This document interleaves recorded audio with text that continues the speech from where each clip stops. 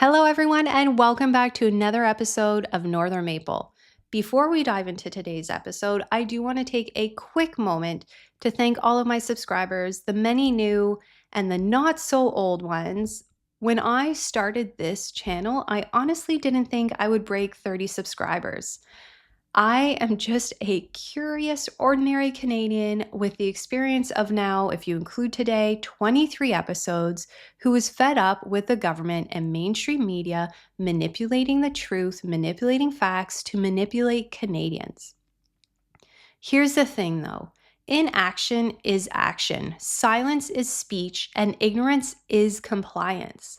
That's why I'm here investigating Canada's past and present to help change the future of our nation, hopefully for the better.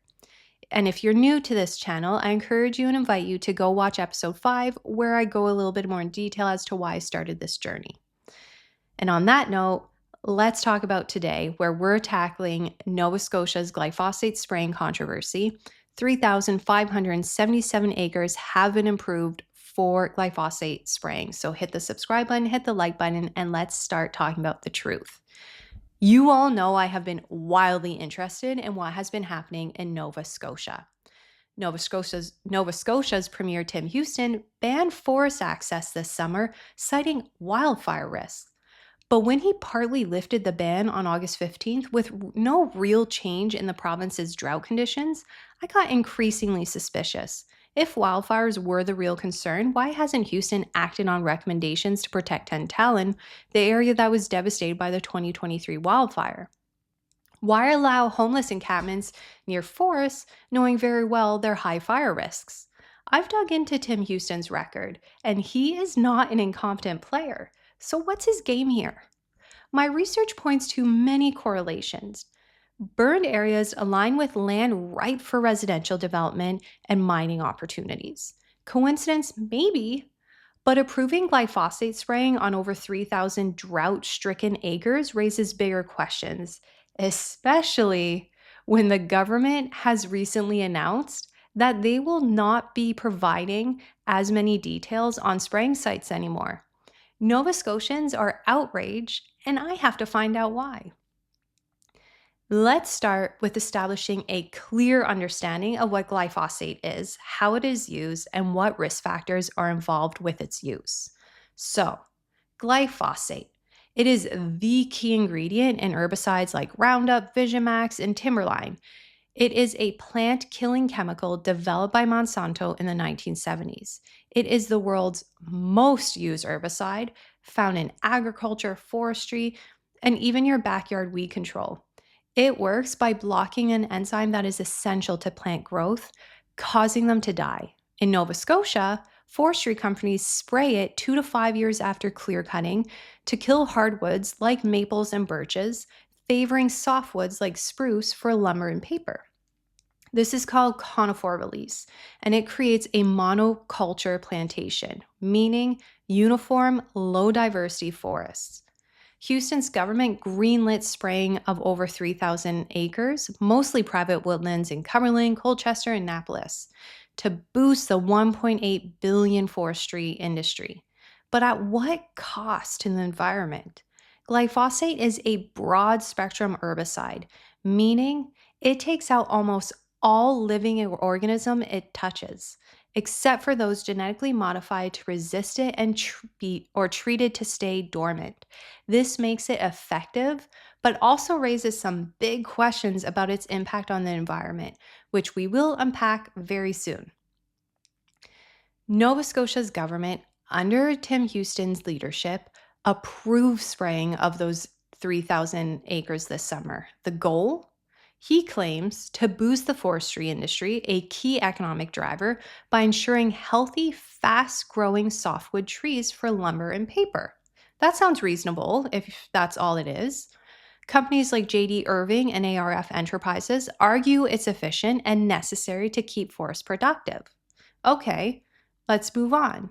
Premier Houston's administration shares a similar opinion, and they see glyphosate as a tool to support Nova Scotia's forestry sector, supporting 11,500 jobs and $1.8 billion in revenue.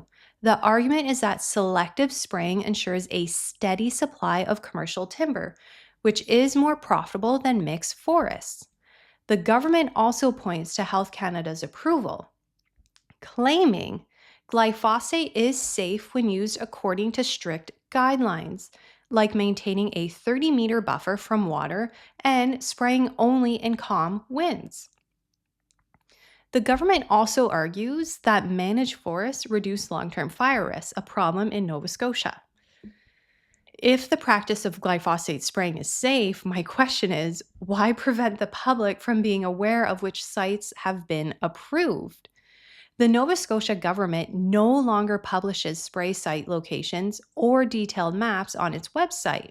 Now, people have to search for signage at forest access points, check local newspapers for ads, or better yet, contact the Department of Environment because we know they respond to emails quickly.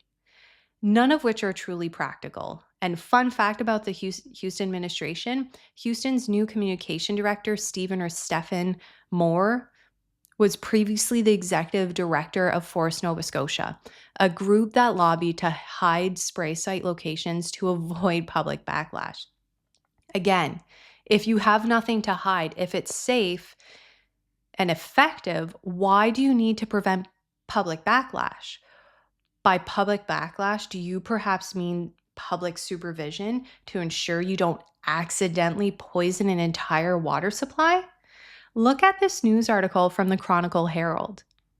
Apparently, the government approved glyphosate spraying in the Cornwallis Park water supply area near Shell Lake Camp in Annapolis County, which included a water supply.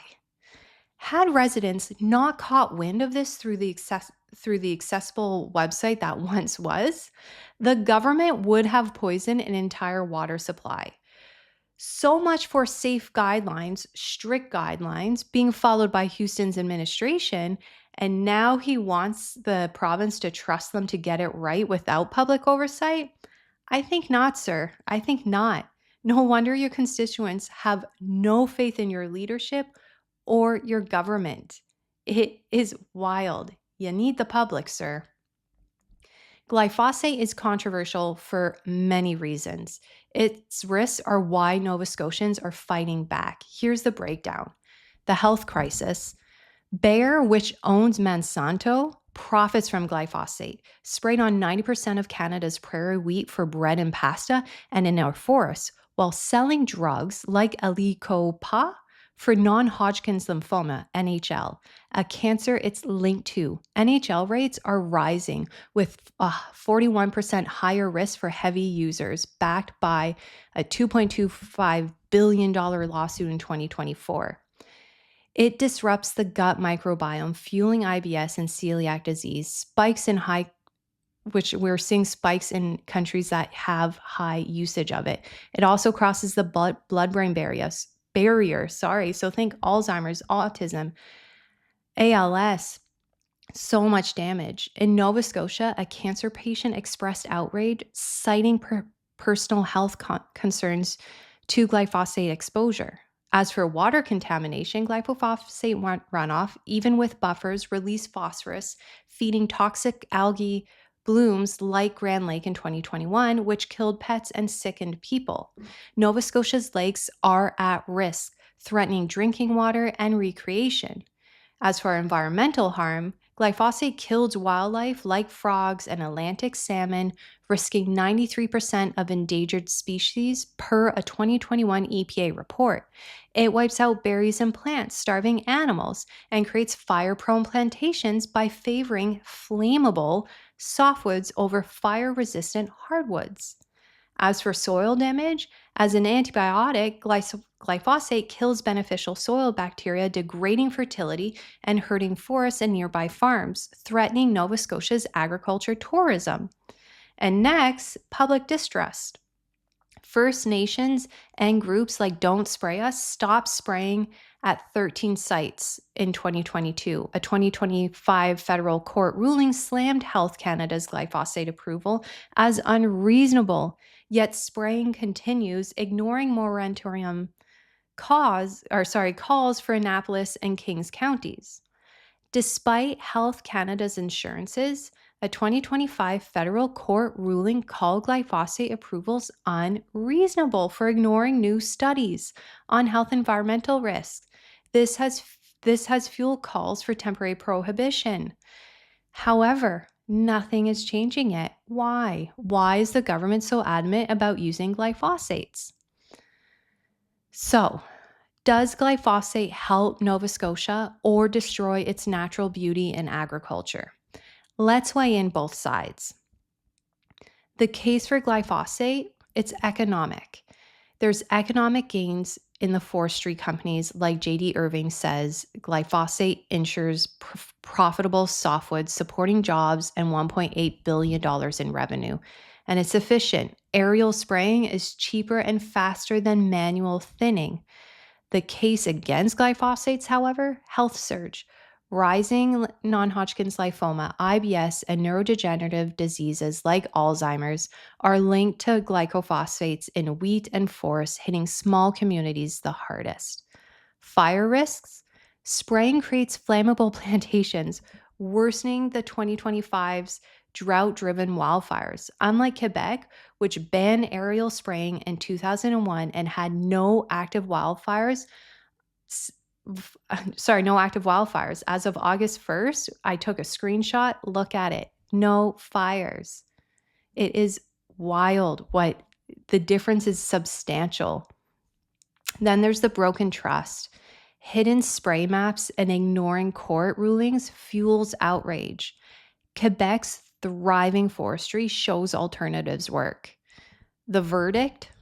I think you already guessed it. Short-term profits don't justify the devastation.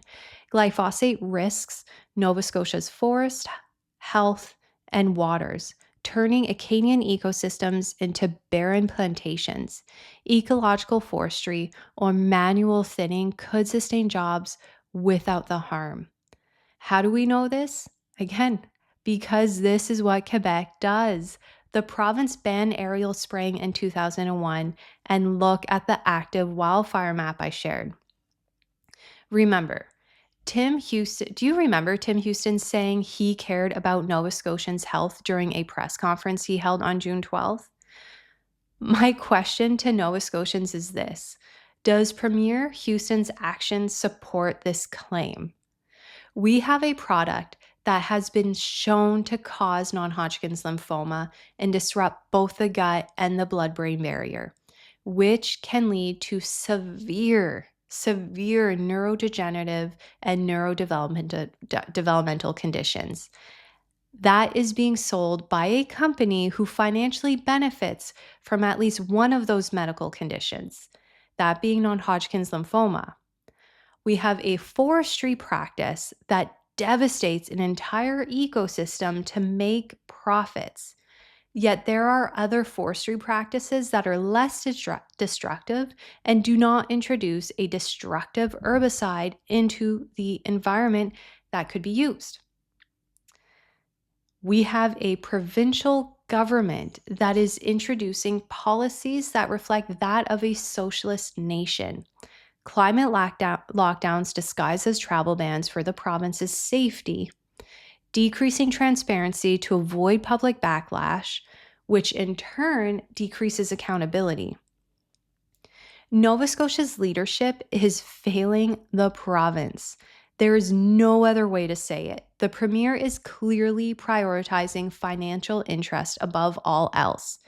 At this point, I wouldn't be surprised if Tim Houston even has stocks in Bayers or Monsanto. I have a few other theories, but all of them are speculation at this point, so I'm going to keep them to myself until I get some supporting evidence, and then I will share it all. Okay, that's all for today, everyone. What are your thoughts on glyphosate use and of Premier Houston's leadership? I would love to read your comments on those questions. I hope you enjoyed today's episode. I'll see you next time, and take care, okay? Bye-bye.